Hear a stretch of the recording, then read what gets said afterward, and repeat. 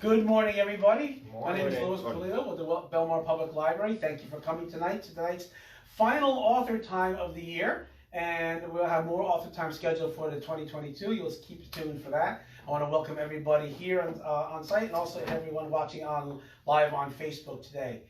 Today we have with us author John Perlow over here, who will be talking to us about his book, A Drug-Fueled Life, The Bird, the Frog, and the Boss. So I want to welcome John, and we're all excited to hear what he has to tell us about his book. So with all that said, John, take it away. All right. Hello, everybody. Good morning, John. Good morning. Thank you to the Belmar Public Library for always being so supportive of me. I truly appreciate it from the bottom of my heart. The way this is going to go, I'm going to bring folks a little bit up to date on some things that have been going on with me. Then I'm going to read a passage from each portion of my book. My book is really 3 books combined into one. The first 2 portions of it deal with the consequences of my addictions and also the rewards of recovery. And the third part of the book is really kind of like a Springsteen memoir, just from a local kid on the shore, following him around for half a century. So in any event, what I'm going to do is I'm going to read some portions of the book, and then I'm going to do some things like I write poems and raps. I have a great poem on Bruce that I like a lot. So we'll try to make it fun and stuff and see how it goes. I also have a new play out that I just completed, in the springtime, and I finally got it self-published. So I'm going to do something from that too, and I'm really excited about that as well. So without further ado, let me bring you up to date on what's been going on in my life. I'm with some old friends of mine I haven't seen in a while. So let's go to September 2020, Trenton, New Jersey. I had slipped up over the summertime, and I was going into Trenton to do some bad things. Not against anybody, but I was going in to drink and buy drugs. So I would wait for the liquor store to open, and I would drink shots of vodka on the steps of this church, right on Hamilton and Hudson. I waited for a guy to deliver things to me on a bicycle. Luckily, I got issued a violation for being a public nuisance. So, which I'm kind of proud of. I have been a lifelong nuisance to many people. My dearest It's on the top of your resume now, yeah, right? It's pretty apropos. But luckily, I was able to get into a treatment facility a couple days later. And when I got in there, I met an amazing man who did my intake, and we just had a lot of stuff in common. It was really very, very amazing. And as it turned out, I learned throughout the stay there that he was a minister, an ordained minister. And so he invited me to go to his service in Trenton, a little church on Martin Luther King Boulevard, which I've been going every Sunday. And there was another man of the cloth that came into Living Grin, which is where I was at, by the name of Reverend Mel, another wonderful man. And so one Sunday, my friend Harold, the minister, said to me, "John, do you want to go to Reverend Mel's service?" I said, "Sure." He goes, "Well, it's on the other side of Trenton." So we drive over, and wouldn't you know, it's on the same church I used to sit on the steps of, drinking alcohol. And I can say from personal experience, it is a whole lot brighter being on the inside of that church than the outside. So that's just sort of like a little miracle, higher power thing that occurred. And one nice thing about it, somebody called the Trenton Times up, and they're going to do a story about the steps of the church and also about my book and everything. And the nice thing about it is they're starting a community outreach program in the church. They're going to start doing AA meetings and NA meetings, so I can kind of promote that as well. And hopefully if I can persuade some people to come into the church and take the leap to try to get help, then that'll be a good thing, you know?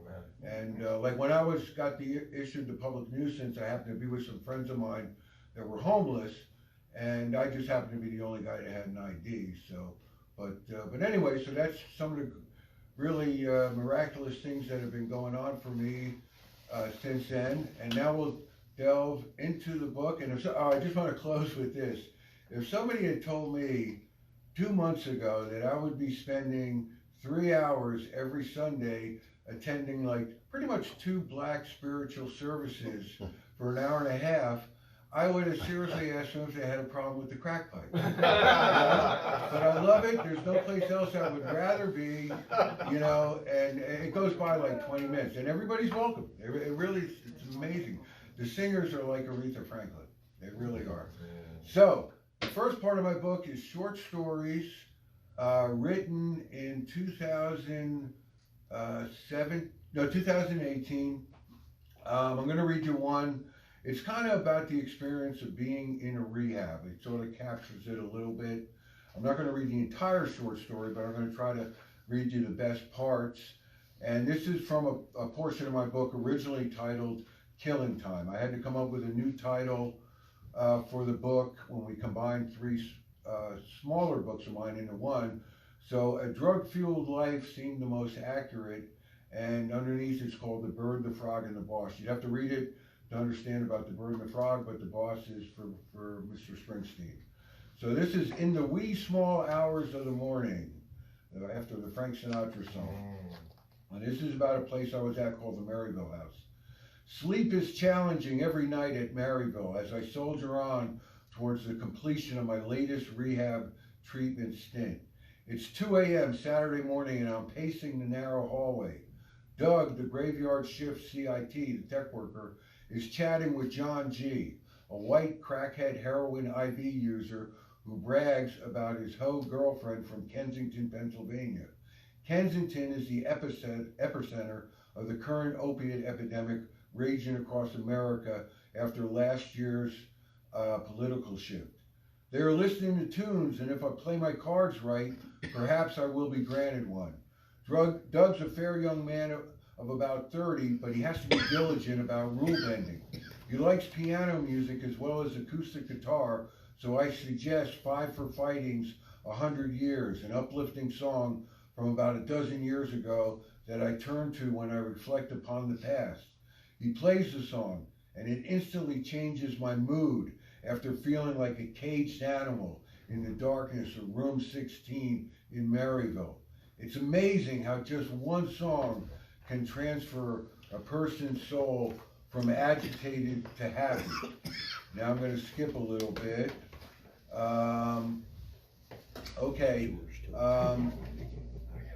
Although the working title of this story is In the Wee Small Hours, and mainly about events which occurred on October 9th, I can't resist adding a few tidbits about what happened the last week of treatment. And what a week it was with the tragic Las Vegas slaying at the Mandalay Hotel during an outdoor country music show. Some evil, twisted 64-year-old white male has butchered 60, sending Sin City into chaos. He could be an older version of the guy in the great Taylor Swift song, Mean. There's just a meanness in this world, a local hero sang in 1982 about a tortured soul from Nebraska with access to weapons that steal lives, sending rippling effects for eternity to the families affected. As if today isn't gruesome enough, there's late-breaking news about Tom Petty, an American treasure who sang about American girls on 441 leaving this planet due to cardiac arrest. What the F? 2 giant bummers in one day. When will this sadness ever end? I don't even watch the news anymore. It's all crime-related and negative energy. But I'm a 1%er nowadays, without a regular job, trying to slay a similar dragon, breathing fire within my own soul. The day after, in retrospect, I realized that Tom lived in the greatest of American times. A teenager in the 50s with Elvis, filming movies near his Seminole hometown of Gainesville, Florida. A young hippie in the 60s affected by the Beatles, the Stones, and Dylan, and a true American success story after his local band Mudcrotch moved to LA in search of the pot of gold at the end of the rainbow. I spent about a dozen nights with him watching his exuberant performances fronting the loyal Heartbreakers. I think of the Damned Torpedoes tour in 1979, waiting online at Madison Square Garden for the epic appearances with Dylan in 1986, the Fire of the Full Moon Fever tour premiering Free Falling, and my favorite show of all, getting a ticket after waiting all day at Irving Plaza in New York City when he blew the roof off the club in 1999. I missed the last bus home that night, but I don't regret a single minute. The next night at 3 a.m., I request Wake Up Time from Doug, my favorite off Wildflowers. The song resonates with me thoroughly and is a comfort. In reflection, I conclude that he lived a wonderful life, and I pray he didn't suffer too long. Ironic that it was the heart that got the head heartbreaker in the end. Like another American cultural giant, Prince, dying in an elevator. Both were opiate addicts too, though Tom was able to stop for a while after getting treatment following a painful divorce. The artist didn't take the opportunity, unfortunately. It seems some creative wonders are stolen prematurely, such as Vincent van Gogh, the Dutch painter from Holland, who liked to paint starry nights. Also a great song from the acoustic-laden 70s before the world turned mad with electronic gadgets and assault weapon shootings on a monthly basis. Yvonne, my process group counselor, sees from my expression that I'm having an awful day. How can anybody go about their business as usual after such depressing news? She allows me to play George Harrison's classic, All Things Must Pass, and I grieve Tom properly. Some idiot kid from Philly with serious anger issues mocks George's voice, asking what his name is. George Harrison, I replied, asking the young thug if he knew what band he played in. The George Harrison Band, the young Einstein answered. Not exactly, I say. The Beatles, you ever hear of them? They were pretty good, you should check out their catalog. Tom and George were good pals, and this angry kid named Paul could be America's next mass murderer. Welcome to Maryville House. All right, that's from the first portion of the book. Wow. I'm going to do a rap for you just because this really covers what being in a rehab is kind of all about. I wrote this at a place in Patterson called Straight and Narrow that my friend Steven visited me at, and he can attest. It was pretty pretty, but I got out of it in one piece. Me too. Yeah, he was worried about getting carjacked. This is called Straight and Narrow rap. I'll clean it up. Wow, whoops, another detox. Found rocks in my socks. Done cashed in all my stocks. Try to conjure up hope of people. You talking about dope, there ain't no crack left to smoke. Life used to be fab. I be chilling with the dab. One more new rehab on the Medicaid tab. What addiction's next? Tweaking out on crystal meth or on my knees for Percocets. Just one all happy days, but I threw them all away. Rapping about the fawns, got it right all on my wrong. Spent my green, chasing cookie. Never saw that show with Snooki. I got a buddy who's a bookie. I'm still a recovery rookie. Ain't got a freaking dollar, but I used to be white collar. Make me want to holler at these suggestions I must follow. I'm a spitting fire man. I'm dropping bombs like the Taliban. Doing everything I can to live a clean and sober man. Who knows what the future brings? They say I got to change everything. My life's in a rut. Financially stuck. Cause I'm a lazy butt. My brother, please save me that cut. I guess I'll stick and stay. I don't see no other way. At least 3 meals a day. I got a dragon I got to slay. Lewis, I bet we got lots in common. This library you run sure is bombing. Bravo. Right. Okay, continuing on. Now we're going to go to the middle portion of the book. When I went to Austin, Texas in 2018, and I landed, it was a very, what they call like a boot camp rehab. I wasn't really prepared for it. They had asked me to start running a mile like on day 5. It's coming off alcohol and heroin. It's a really tough challenge. So, in any event, I stuck it out for about 30 days, but I did decide to leave. So this portion of the book turns into a little bit of a mystery. And then one night, the first night I got out, I went to San Antonio, and it kind of turns into a thriller. Let me just find the right spot here. So that's how, how when I stayed in Texas for a while, and this portion of the book sort of talks about the history of Austin and Texas a little bit. It's really an amazing town. If you ever get a chance, it's one of the great music towns in the country. Yes, it is. Okay, I'm gonna just pick this up. When I ended up getting to San Antonio, and I thought I could stay at this youth hostel, and there was, it wasn't open.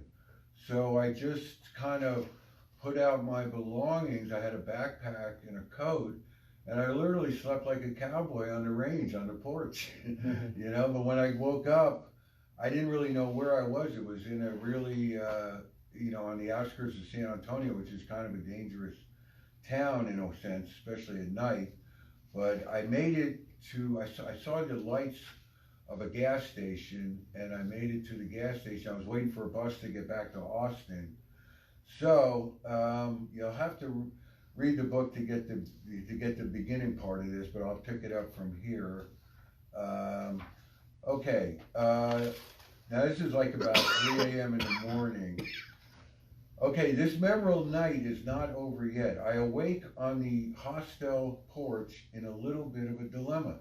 I have no clue of the time, no working phone, and no idea of where I am in the Alamo City.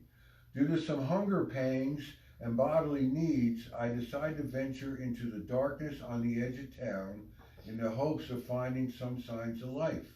The streets are empty, and as I'm walking past the old Sam Houston Fort, I notice a car about 10 yards behind me moving slow. I immediately tense up. I pick up my pace and I start to worry.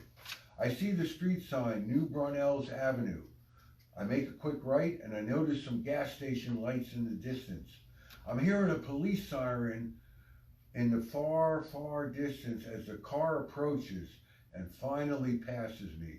I heave a giant sigh of relief in this dark, non-narcotical American night, as Tom Waits used to growl.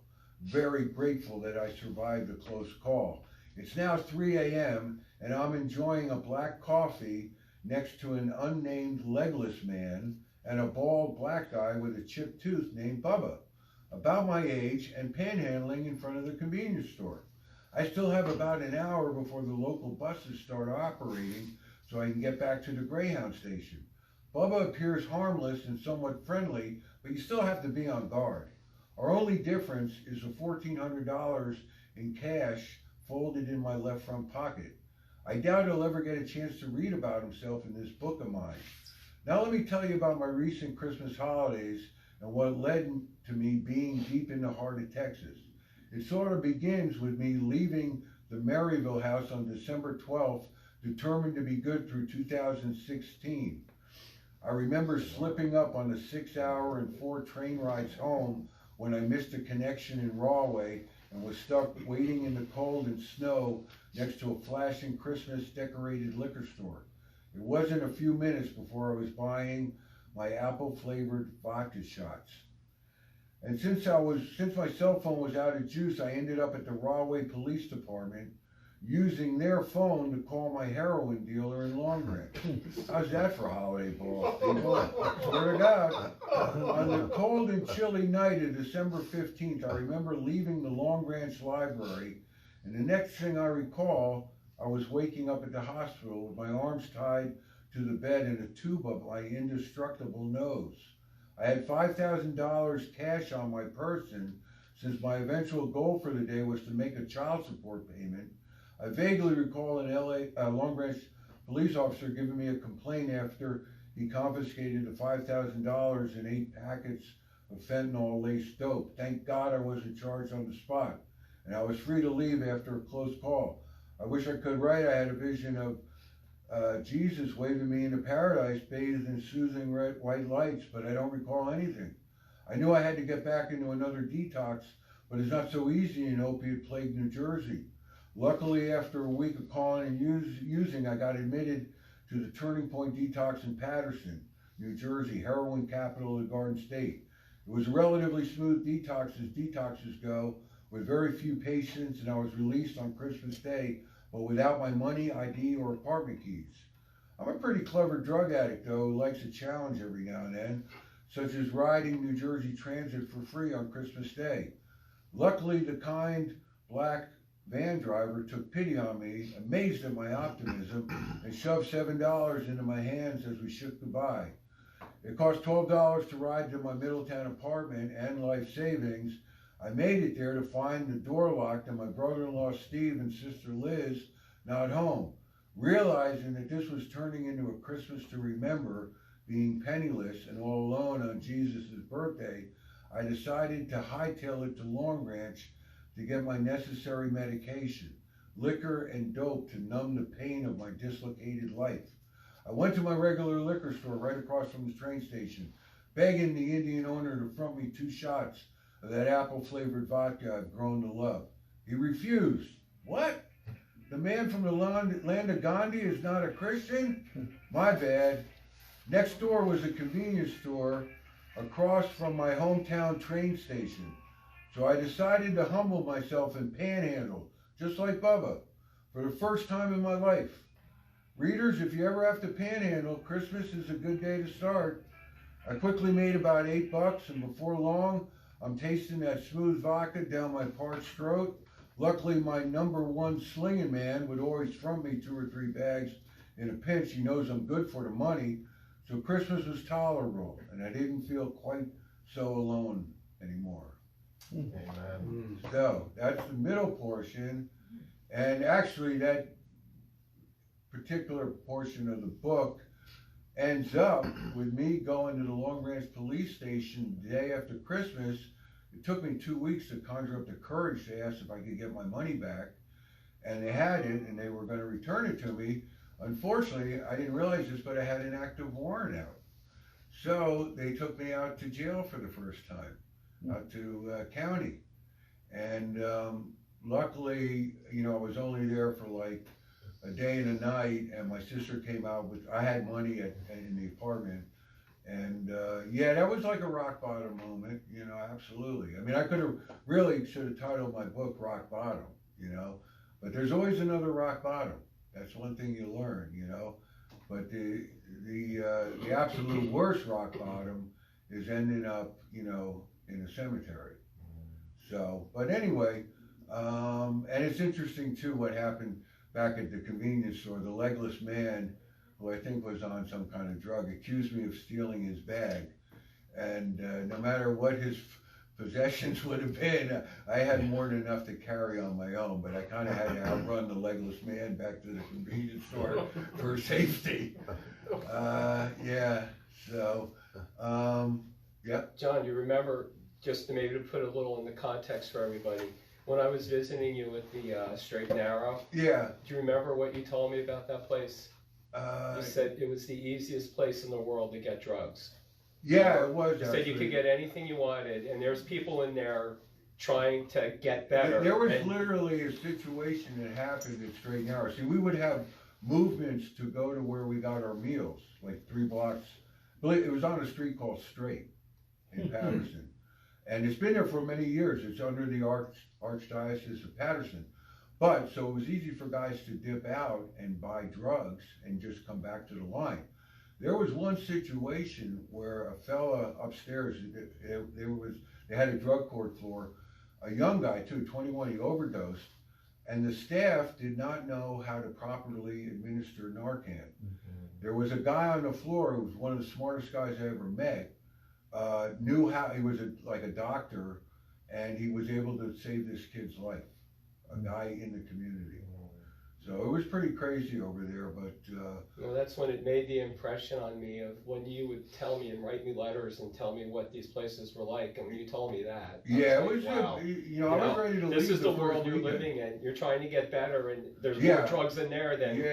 Yeah. I mean, it's pretty common in rehab for people to bring in drugs, and that's a really dastardly thing to do. But regardless, so with the book, I'm going to go to the Springsteen portion, and this portion of the book is called, originally was called The Lifetime Bossed Around on E Street, and I talk about sort of how I became a Bruce fan, Let's see, maybe I can just read a paragraph about this. Okay, by the time I was in my early teens, Bruce had become a namesake on the Jersey Shore, but mainly as a local musician who had released a couple of albums. His music wasn't a staple yet, at least on the rock radio stations I was listening to, and I distinctly remember hearing his songs played at older people's parties and not being overly impressed. I thought his voice sounded off-key and like sandpaper. The songs were too long, and the lyrical imagery beyond my scope and very untraditional. Those opinions would all change in the Indian summer of 1975 with the hype and explosion of his third release, Born to Run. The title track was undeniably powerful, and upon repeated listenings to Thunder Road, Backstreets, and Jungle Land, there was no mistaking that this recording was a game changer, more like a life changer. At this time in my life, I had resisted the urge to try marijuana, and when I discovered some lifelong friends in the neighborhood of Elberon imbibing, it wasn't long before I succumbed to peer pressure and joined them at after-school pot parties, secluded within a nestle of trees we affectionately dubbed the fort. Anyway, that's kind of where my experimentation with marijuana started, and it really kind of was like a gateway drug for me. It's not that way for a lot of people, but anyway, I'm going to pick this up. Like, Bruce still fell a little below the radar as far as publicity and advertisements went. I do remember hearing from people who had seen him perform exclaim that he's even better live. You don't know what you're missing. I would discover that myself in the summer of the nation's bicentennial in 1976. Now we go to August 1st, 1976. It was a typical hot summer day when my buddy Timmy Norton and I stumbled upon an ad in the local Red Bank Register for a string of Bruce shows at the Monmouth Arts Center, August 1st through August 7th. The tickets were going on sale the following Monday morning at 10 o'clock, being distributed by Jack's Music Store in the same town. That Monday, we arose early and went surfing. We made it to Jack's by 9 a.m. If I remember correctly, we each scored 4 tickets at a whopping $6 a pop for the first 2 nights, situated in the 3rd row of the 1,500-seat theater. It would take a while before I became seasoned enough to make sure to attend the finale of any Bruce engagement, because invariably these were shows that were a little extra special. In any event, all I had to do now was patiently wait 2 weeks till liftoff. I remember going to Garfield Beach that Sunday, then collecting my friends Timmy, Jeff, and his girl Gwen, and after puffing a few non-convenience store cigarettes, driving the easy 15 minutes to the theater. It's impossible to accurately describe the power of those opening moments. Bruce came out freshly shaven in a suit and tie, while the rest of the band was duded up too. Clarence in all white, Miami Steve in red.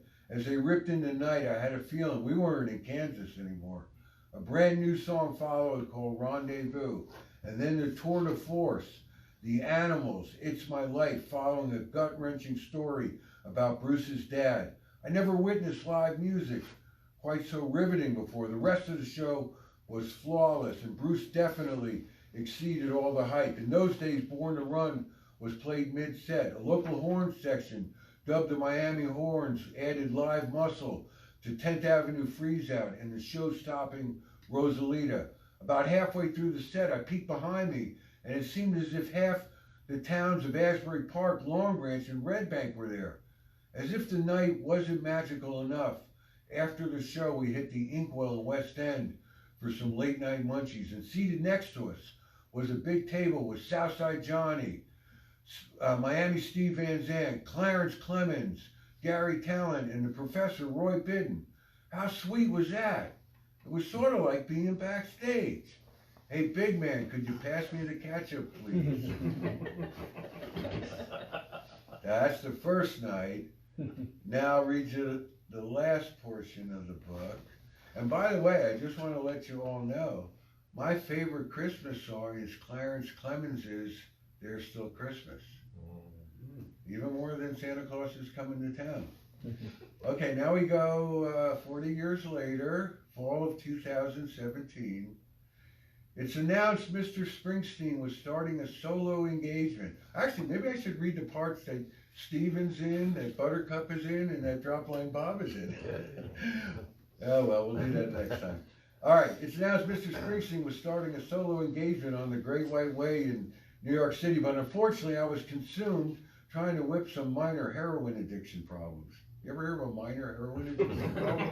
It doesn't exist. And I was out of town when he started previews. The show sold out immediately, and ticket prices went from $200 to $800. Ouch!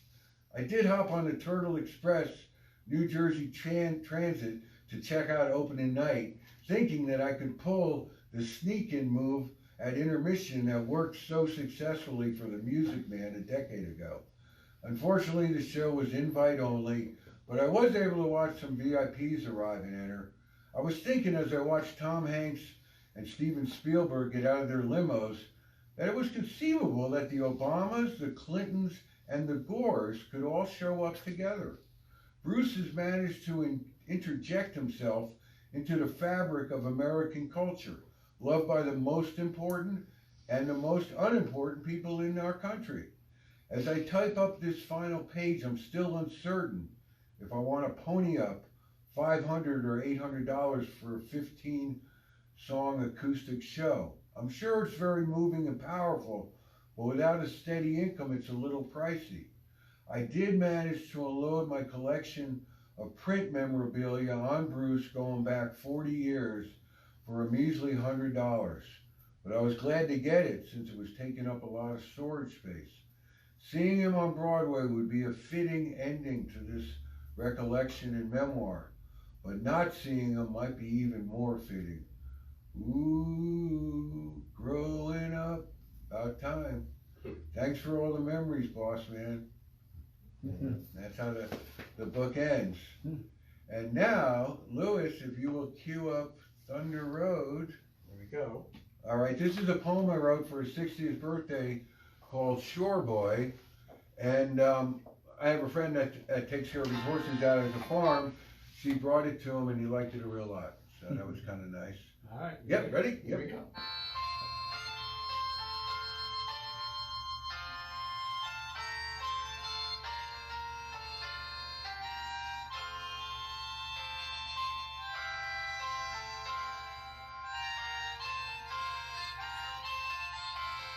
Shore boy, raised on freehold's dirt, born the oldest child under working class shirts.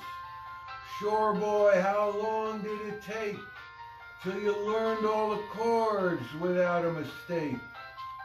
Shore boy, just words from a pen, sung with gusto and truth. That's how it began. Shore boy, adventure and guitar in tow. Arrived at the boardwalk, found your band, then your show. Shore boy, growing up on the outskirts, chasing fame and days of glory. You've entertained us for generations with your insights and your stories. Shore boy, first you sang of pretty dollies and super slick fast cars. You finally played the Super Bowl after every gritty Jersey juke joint bar. Shore boy, the whole world now sings your songs. So what does it matter if some people feel your politics are in the wrong? Shore boy, you always stood your own ground. I'm proud to be a passenger on your train of dreams through a lifetime of towns. Shore boy, you won fame's biggest ring. You're befriended by presidents, and you've received medals from foreign kings. Shore boy, you belong to all nations now, and it's been that way for quite a while. Your big top has thrilled many people and traveled many, many miles, but you'll always remain our local hero. And may age never wither the glee in your smile. Oh, Thunder Road, take hold. Take hold on the road. Yeah. That's the Great, Springsteen good. version. All right, thank you. All right, you know what the first rule of recovery is? You can have as much sex as you want in the first year, and then in the second year you can have it with another person. You know? Now, moving back to newer things. Oh, I'm gonna play over there. Okay. I just completed my first play, and it's called Clyde and the Jersey, and it's a story about a gift I received as a 11-year-old, and about having to sell the gift 50 years later when I kind of went financially bust, and it's kind of about it's kind of dramatic how it came to get sold. To make it, a long story short, my dad was a friend of Walt Frazier's back in the late 60s and early 70s. They stayed at the same hotel in New York City, and Clyde was always very, very, very nice to me. And he got me a job as a ball boy for the Knicks when I was 14, and I worked at Madison Square Garden and Monmouth College during those years. I would work their preseason training camp and do games at the Garden. So when I started writing back in 2008, the first poem I ever wrote was actually on Danny Federici. But as I progressed, I tried to come up with a way to thank Walt for everything that he did for me when I was, an adolescent. So I came up with kind of like a rap, sort of like the way that he does his announcing of the games. I haven't seen him in about 20, 25 years, but I'm planning on seeing him tomorrow to give him a copy of this. And this is called the Clyde Style Rap. And it's basically about the history of those New York Knicks championship teams from 1970 to 73. And, as each year that the Knicks go without a world championship, it just kind of adds to the legend of Clyde. He wrote a book back then called Rockin' Steady, and Barack Obama read it when he was a teenager, and it completely, totally affected his life as far as how to be cool, calm, and collected. And now I even have a poem that I wrote for Barack Obama when he got elected the first time, and I sent it to him, and I received a really nice response on White House stationery from him. It took a couple months, and you know what he said? Please don't send me any more poems. Listen, you can't win everybody over the first time, All right, this is called Clyde Style Rap. Dribbles and glides, turn Peachtree Walt into Big Apple Clyde. Red's pet, never sweat, young sport, new court. Danny's nickname chanted over the trains.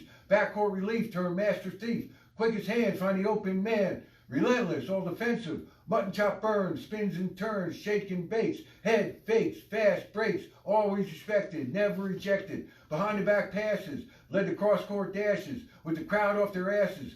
The entire island roared as you swooped, soared, and scored.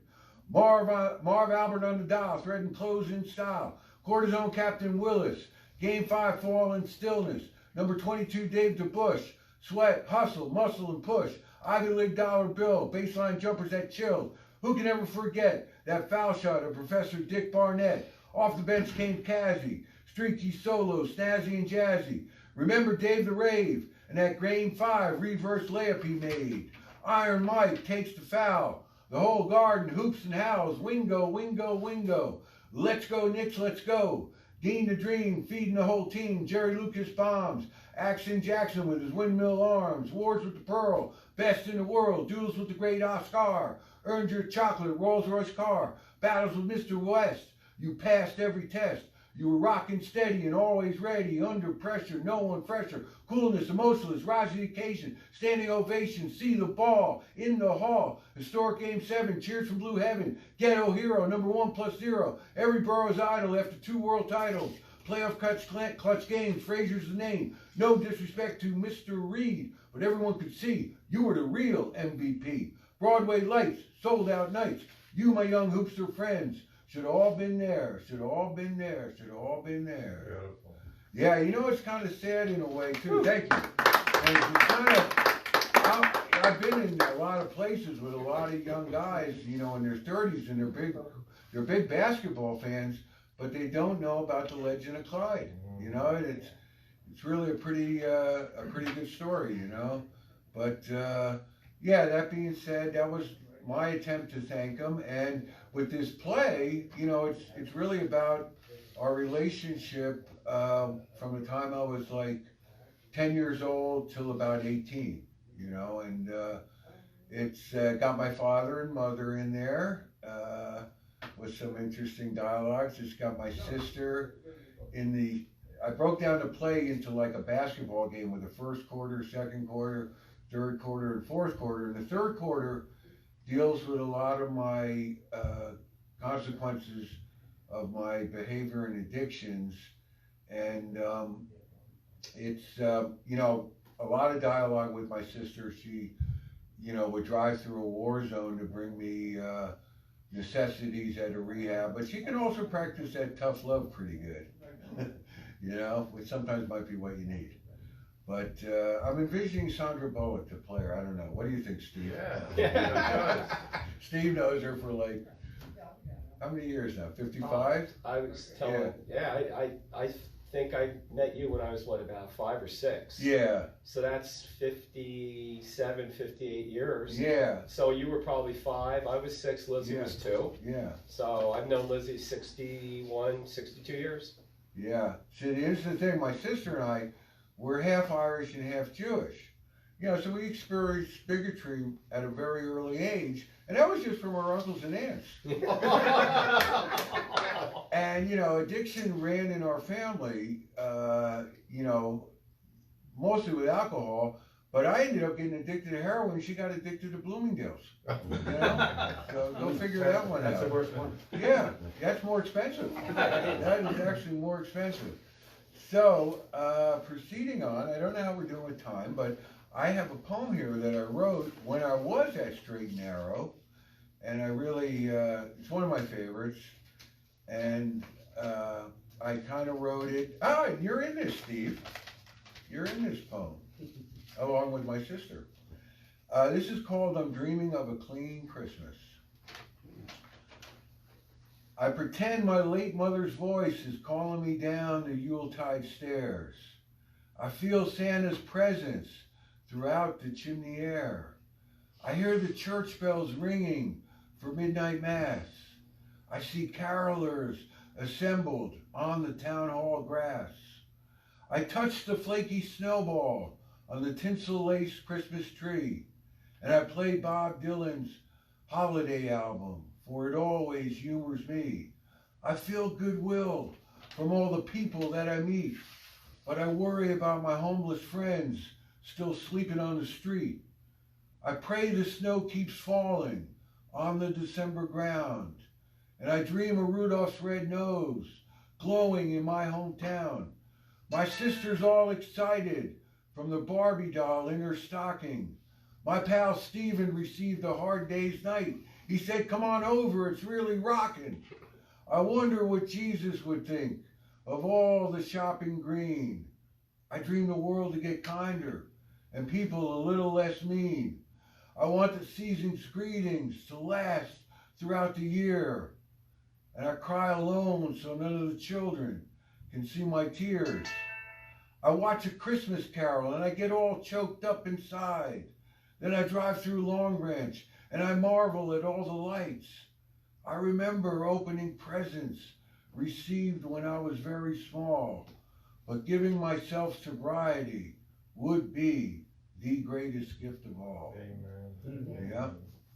That's one of my favorites. And, you know, let's see, what we're going to do. I guess we can do What a Wonderful World. Yeah, I have it queued up ready for you. Okay. Yeah, set that up. I like to close open mics for this occasionally. I don't know all the lyrics. I might flub up the lyrics, I'll try my best. This is karaoke.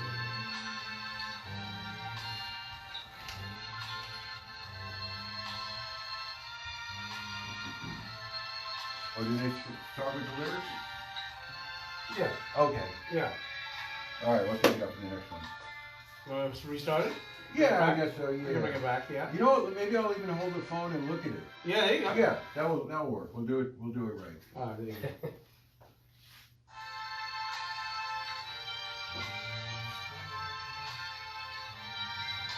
I see trees of green, red roses too. I see them bloom for me and you. And I think to myself, what a wonderful world.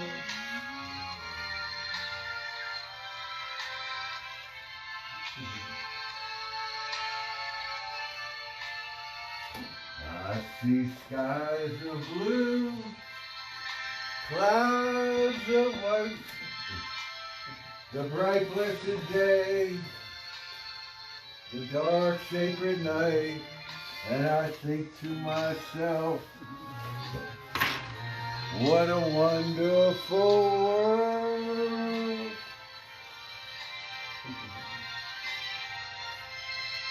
The colors of the rainbow, they're so pretty in the sky, are also on the faces of people going by. I see friends shaking hands, saying, how do you do? They're really saying, I love you. I hear babies cry, I watch them grow.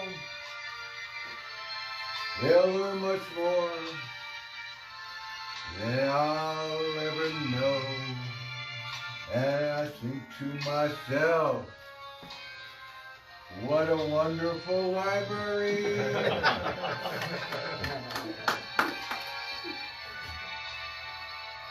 Yeah, I think to myself, what a wonderful library. Yeah. Beautiful job. That's all I got. I could do my version of Tom Petty's Here Comes My Girl. I do it Here Comes My Guy. I'm trying to get the rainbow cash, but it hasn't happened yet. But thank you all for coming. I can't tell you how much it means to me. Any questions? Can we ask questions? Sure, Yeah. certainly. I Want me to forgot. John, do you want me to keep recording during the question? I guess and so, answer? yeah, if you don't mind. If you're tired, that's okay. We're still live, so. Yeah, okay. Just Yeah. out of curiosity, you probably said at the beginning, where are you from exactly? Elberon. Oh, you Elberon, are New from Jersey, Elberon. yeah. Oh, is that the town with the 55 houses or what, Interlake? Elberon is sort of like the little town between Deal and Yeah, I know Weston. where it is, but Okay. one of them, Interlake, one of them towns only has like 57 houses. Oh, I didn't know with Interlake. I mean, Lock Harbor. Lock Harbor. Lock Harbor, yeah. No, those towns are beautiful. The Yeah. other question is, it's just so funny about Bruce Springsteen. When I first heard his music too, I wasn't into it. Yeah. And then all of a sudden it kind of grows on me because it's a New Jersey thing or Yeah, something. And then I yeah. saw him live at the Stone Pony because I worked there too. Did you work in the Pony? Yeah, What so- years? I would say we were allowed to drink, so 74, 75, 76. Okay, wow. When Yeah. Butch used to own it back Right. in the day. Yeah. Yeah. And the other thing I wanted to ask you, I'm an EMT also in Belmar. Mm-hmm. And because of the heroin epidemic, the Yeah. cops saved so many people in Narcan. I just Yeah. want you to tell you, like, it's Yeah. amazing. I had Some of one the save my saddest- life. Some of the saddest ones were the young people that Yeah. some of them passed away. I mean, It's just Absolutely. horrible. Yeah. Such a horrible addiction. So You know, I don't know. I've been very blessed. I've survived 5 overdoses, Five. and Wow. I never used it intravenously, but I still suffered 5 overdoses. So there's got to be a reason for it, and it's not just to torture Lewis. But no, gratefully, I was It's okay. I mean, it's hard to, you don't understand why. There's some people want to deliberately take themselves out, and then some people don't want to, but it's very insidious type of disease. it's just amazing because you said you had the stuff with the fentanyl, and that's really crazy. Yeah, see, nowadays it's all fentanyl, and they cut it with things that, It's really crazy. it's very scary. Last question: how much is the book? The book is available in a couple different ways. It's available on Amazon, Target, and through Barnes and Noble, and it's $24.95 through them. Then it's available digitally through Apple iTunes and Kindle, and I think that's only $10. Ah, I Yeah. thought you had some copies here. Oh, I have copies of my play. Oh, okay. Yeah. So, but everybody that's here gets a free copy of the play. Yep. Hey, John, Yeah. what was the defining moment in your life when you felt that the chains, the bondage that you were in were broken, and how did that happen?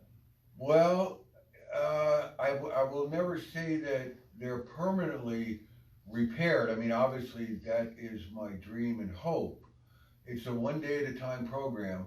You know, I've had pockets of clean time over the last 6.5 years, and I just have to, I think with what happened this past couple of months with meeting the minister and the reverend, I think that it really caused like a spiritual change in me.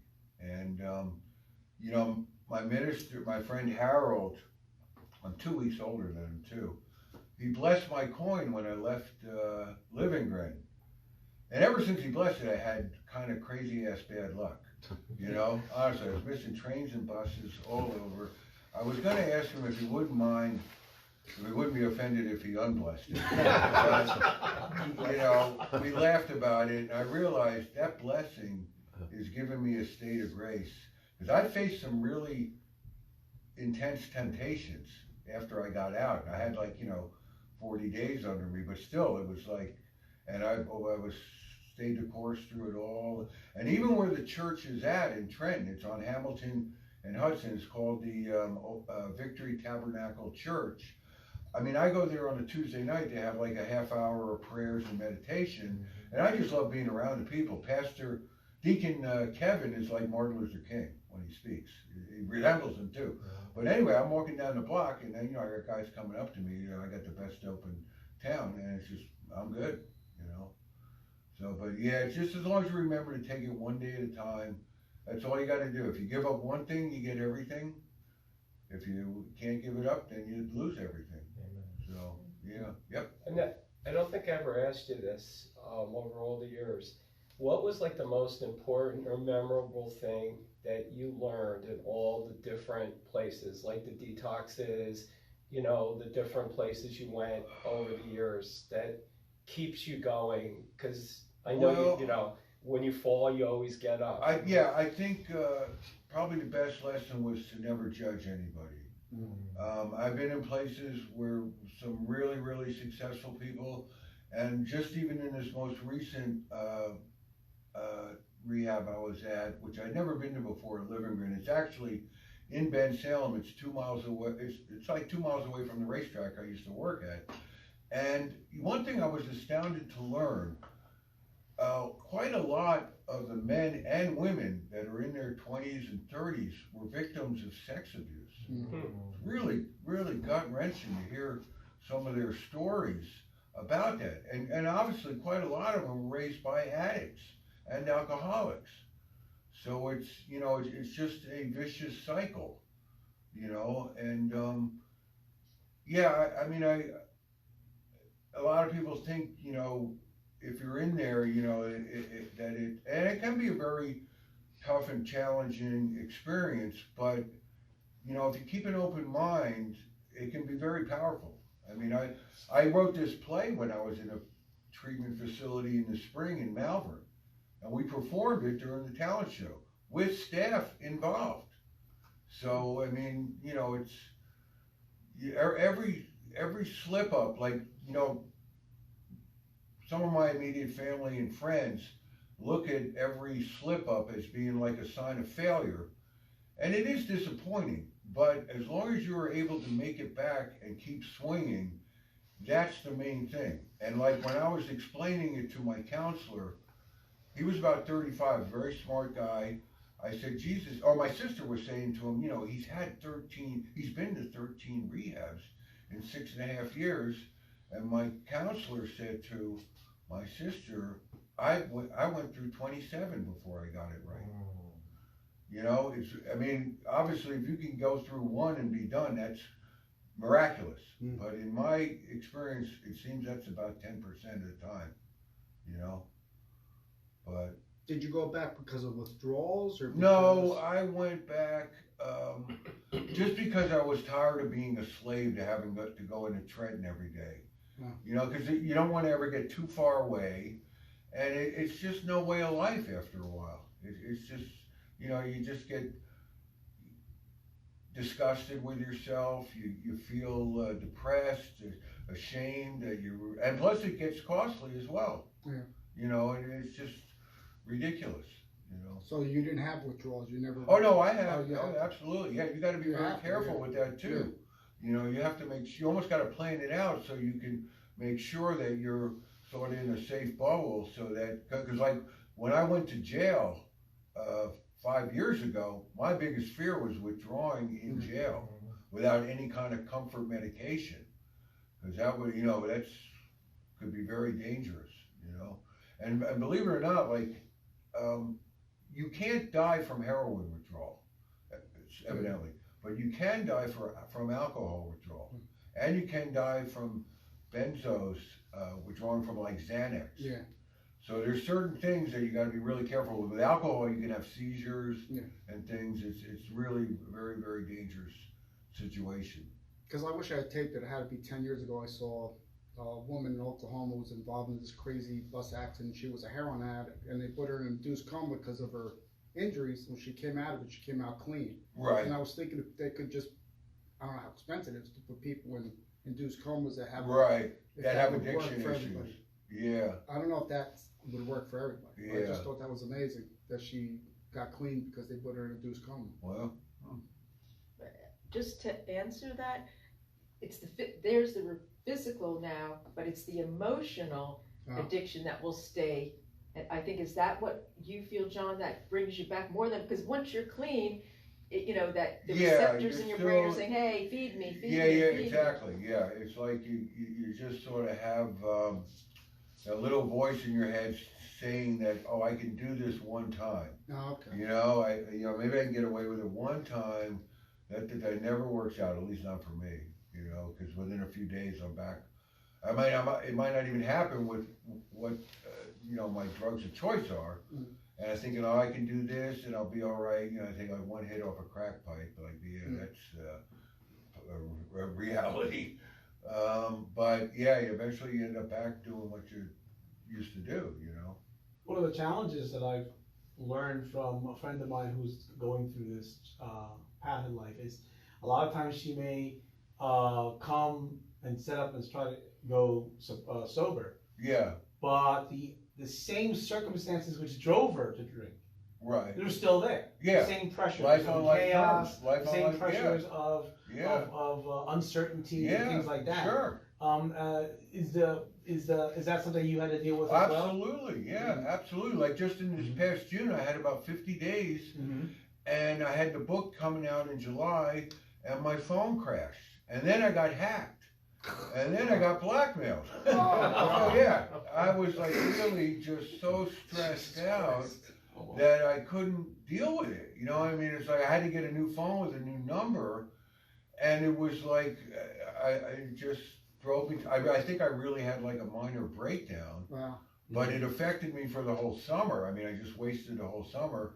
But for me, I mean, I can't promote my book unless I'm clean and sober. Okay. So, you know, otherwise I'm just a big fraud. So, you know, at least now that things are going well with the book and now with the play coming out, you know, it's certainly more than enough inspiration to get this right permanently for the rest of my life. You know, I've had enough. I mean, happy hours come and gone. Last call is over. You know, it was a good run till the consequences showed up and I started losing a lot of things. But, you know, some people might gain their world and lose their soul. For me, I kind of had to lose everything to refine my soul. So, you know, and I'm okay with that. And you're know? still above ground. Yeah, exactly. Yeah. You know, I live in a really nice town in Bristol, Pennsylvania, right on the Delaware. Yeah. Everyone's invited to visit. But I just ran a little humble room, very happy with it. The people are very friendly. In fact, one friend of mine the other day goes, man, if your book really starts to sell, you'll be like out of that room in no time. I might stay in that room the rest of my life, you know, because, you know, it's very grounding in a way, you know. What are the personal qualities or personal aspects about you in your experience that you feel has been most helpful to you in staying sober and straight and so on? What helps you, and what bits of support do you find yourself most helpful from other people these days? Well, you know, the fellowship of AA is the greatest fellowship in the world. It really is. The 12-step program? Yes, and the people that I've met, I go to a particular clubhouse in my town, and they are the most wonderful people in the world. They really are. They're the most understanding, compassionate, just tremendously supportive. For me, personally, well, even now with you know, Harold the minister becoming really like a family to me, and his family I've gotten to know. He has a wife and 3 children. His last name is Jackson, so now we're the Jackson 6. So, you know, I would almost like just feel so disappointed in myself if I let him down. And the same with Reverend Mel. But also, like, I have sort of the added desire to get it right, because when my mom died, she died 7 years ago yesterday, and she died seeing her son become a heroin addict and an alcoholic and a lot of other things. And she asked me on her deathbed to try to live the rest of my life clean and sober. Wow. And I haven't always been successful. I mean, I've had some slip-ups, but every night that I do go to sleep clean and sober, I kind of feel I'm keeping that vow to her. Yeah. And she's really like one of my higher powers. Well, your sister's very important to you. How about your dad? Well, my dad's been gone for 30 years, Okay. but I really was kind of blessed last year in that my dad had 2 children from his first marriage. And I knew they existed. My sister and I knew they existed, but they had a different last name. They were adopted by his ex-wife's second husband. So I was resigned to the fact that I would never know him in this lifetime. And then out of the blue, a couple of years ago, my half-sister, who looks just like my full sister, got a hold of her. And I was able to meet my half-brother last January in Washington, D.C. Oh, wow. Yeah, and he looks just like my father. That's so Yeah, it's like a miracle, you know? I love those stories. Yeah, he's my brother from another mother, literally, you know? Yeah, and he's just like my dad, you know? So it's like, you know, certain miracles have been happening and stuff, and, you know, thank God it happened. You know, I mean, it's really, I mean, obviously I'm the black sheep of the family, but, you know, everything. There has to be one. Yeah, has to be Why one. not you? There's one in every family, right? So, but, Well, as you know, Anthony Bourdain, I don't know if you watched Of the course, series. yeah.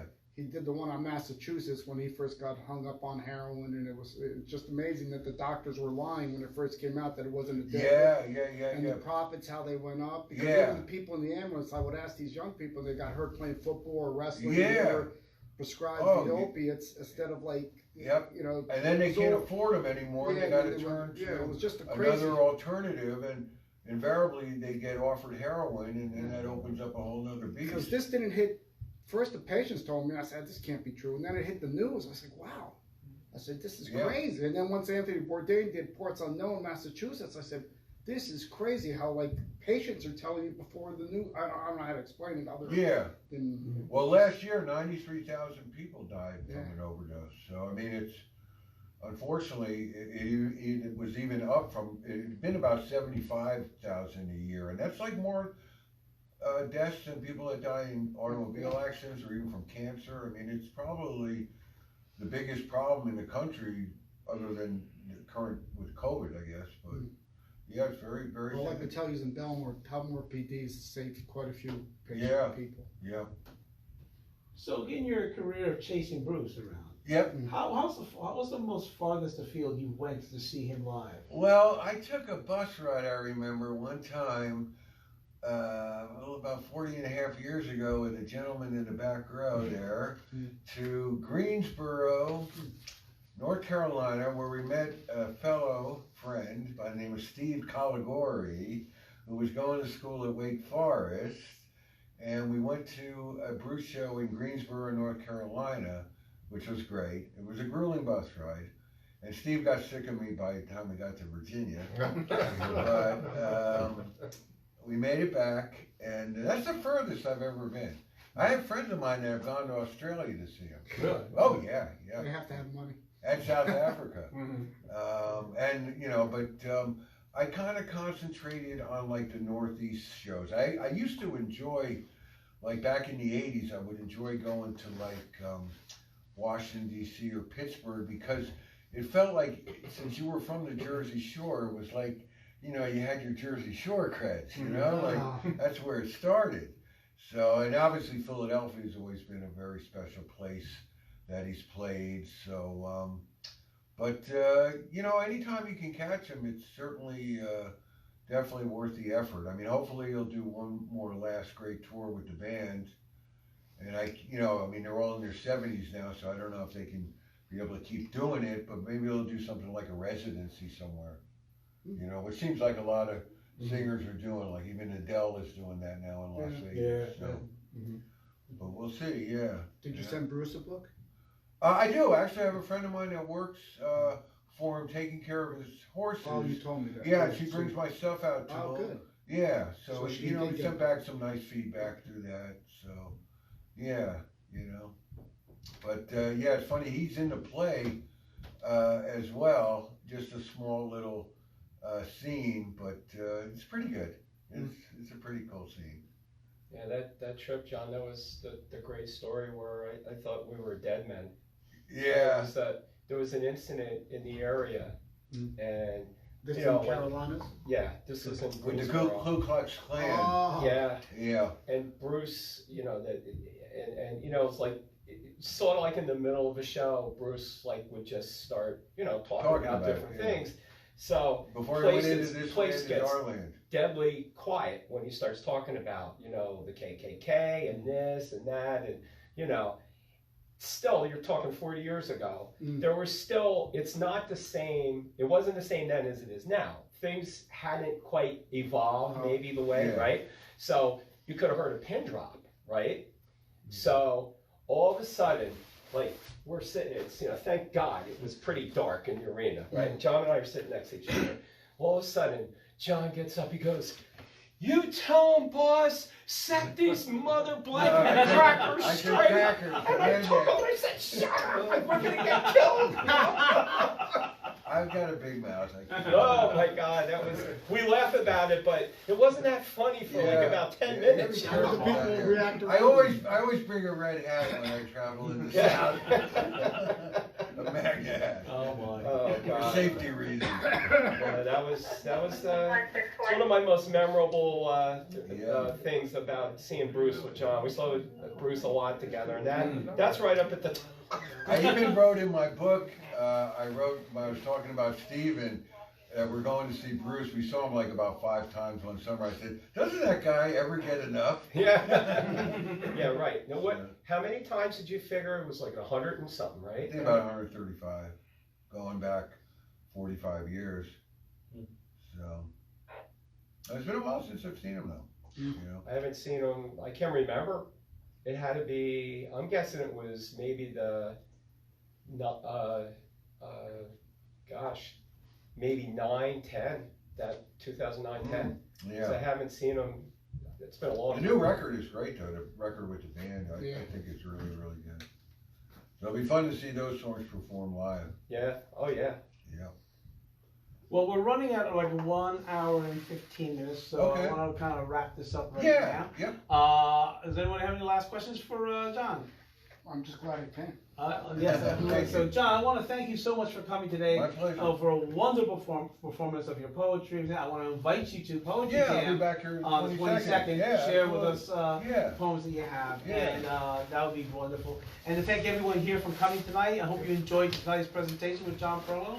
And again, he's here with his book, A Drug-Fueled Life, The Bird, the Boss, and the Bird, the Frog, and the Boss. Yep. And I want to thank everyone watching live on Facebook live stream.